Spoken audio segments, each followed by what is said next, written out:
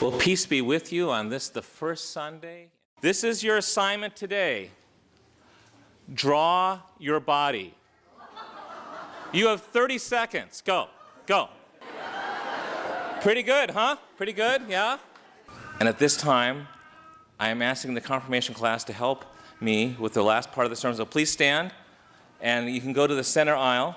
And it was just amazing. And in walked to the room hundreds of people. They lined up on either side. And the people looked like zombies, because they all had two broken arms, full-length arm casts. They couldn't bend their arms at all. They sat down, they picked up the food, and they fed the person across from them. We all have two broken arms. We are all bulimic. We are all broken in some way. And Jesus is a way of using our brokenness for others, for healing. Jesus says, if you continue in my word, you are truly my disciples, and you will know the truth. And that truth, it will set you free. At this time, I need a volunteer to come forward to help. There's a volunteer. Great. Dial. Come on forward. And also, sometimes we are like trapped by our past. We feel if we've made mistakes in the past, we cannot escape. It's like it's pulling tighter and tighter. And we cannot escape from the mistakes that we have made before. And they helped her to get free of her past. She no longer had to be dependent upon alcohol and drugs. And she could now go forward in freedom and a new life. And each day, one at a time, as they were helping to cut those bonds free until he could stand up. Thank you. Regardless of the darkness in our world, we who follow Jesus are called to show the world a different possibility than that darkness, because we know the light is just going to come. It's almost here. Someone else desperately needed a hat that someone else had picked up, and that homeless guest gave it to her. She was so grateful. She went out to her sleeping bag, and she got the extra pair of gloves. She said, here, I don't need that. Here, take this.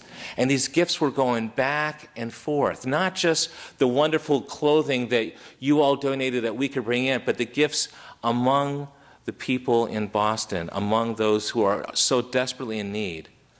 And so what is God not? God does not take away brokenness and homelessness and messes, but within that brokenness, I was given a vision. Grace happens. Gifts are happening.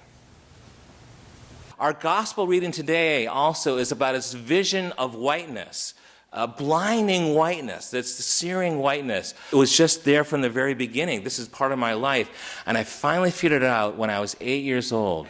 You see, every Christmas, my mom would go back to visit her parents. And I loved seeing Grandma and Grandpa. And yet, my grandpa smoked 4 packs of cigarettes a day. And this is before we figured out I had asthma and things like that. And so there I'm all happy, and I'm starting to wheeze. And then I get sick, and then I get the flu. Every Christmas, without fail, to have the flu by Christmas Day. And I'd be racked with this fever. And I'd see these lights. What it was is my mother was up with me all through the night and holding me in her arms in a rocking chair. And we're the only 2 people up in that house. And I'd see these lights go up and down, the Christmas tree, all white lights, all white lights.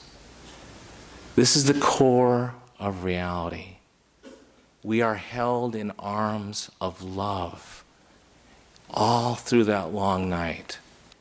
And God is with us all through that long night, holding us in arms of love. That's my vision. Thanks be to God. Amen.